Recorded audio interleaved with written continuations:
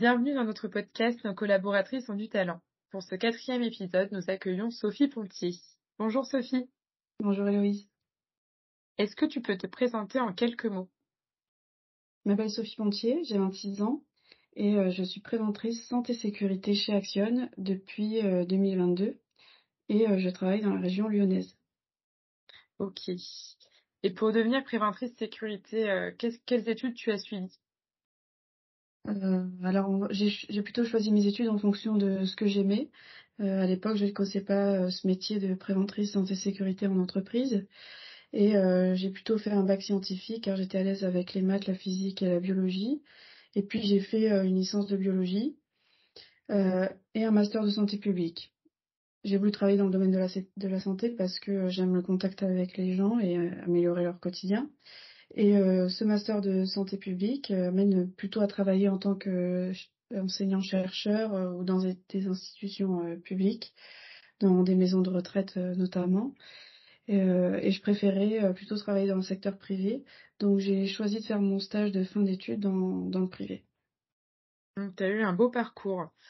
Et donc c'est comme ça que tu es arrivée chez Action. Pas tout à fait. J'ai déjà d'abord fait un stage de 6 mois, chez Orange en tant que préventrice, sécurité. Je me suis rendu compte, qu'il y avait un gap, assez important entre mes études et ce qu'on me demandait de faire et j'ai donc fait un master spécialisé en qualité, sécurité, environnement pour apprendre, le métier de la prévention en entreprise et c'est à ce moment-là que j'ai trouvé, une alternance de 1 an chez Action à Aix-en-Provence.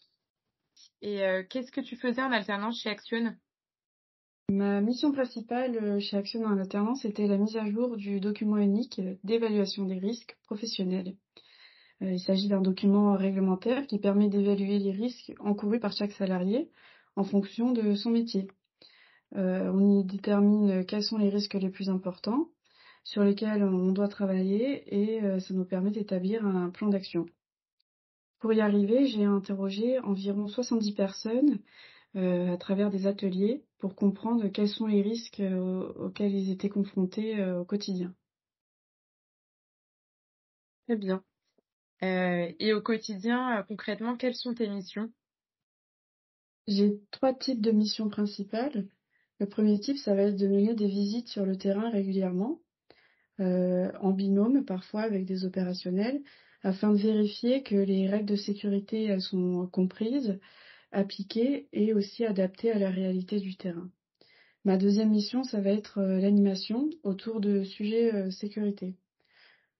Beaucoup d'animations sont réalisées sur le terrain à travers, des quarts d'heure sécurité et je regarde également avec attention, toutes, les remontées terrain, que ça soit, les briefings faits par les opérationnels ou les quarts d'heure sécurité et également les visites terrain pour, faire des retours aux équipes, valoriser, leurs bonnes pratiques et identifier, leurs axes, d'amélioration et un 3e type de mission, ça va être de créer du contenu sur des sujets, comme le levage manuel de charge ou le travail isolé ou encore, sur la démarche de postes aménagés. OK, donc beaucoup de responsabilités. Et aujourd'hui, quelles sont tes priorités en matière de santé sécurité? Ces derniers mois, donc, dans le service, santé sécurité, on a beaucoup travaillé, sur l'amélioration, de l'accompagnement des équipes concernant le levage mécanisé. C'est assez important de sensibiliser nos équipes aux bons réflexes et au respect des règles de sécurité.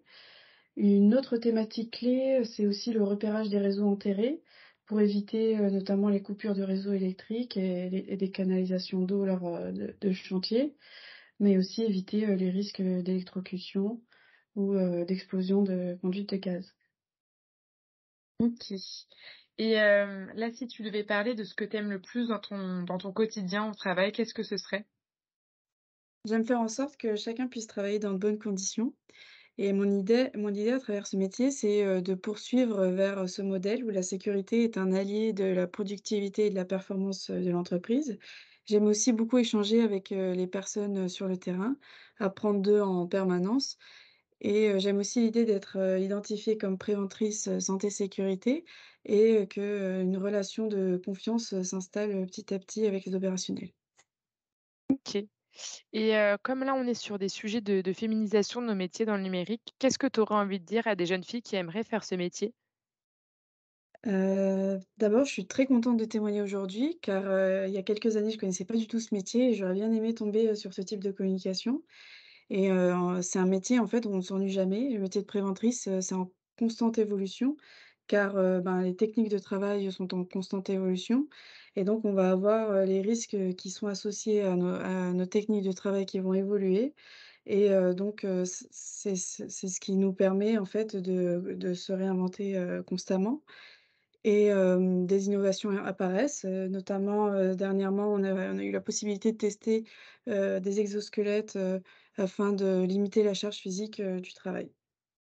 OK, donc de belles opportunités à l'avenir pour le métier. Écoute Sophie, merci beaucoup pour cet échange et on se retrouve prochainement pour un nouveau podcast. Merci Loïse. À bientôt.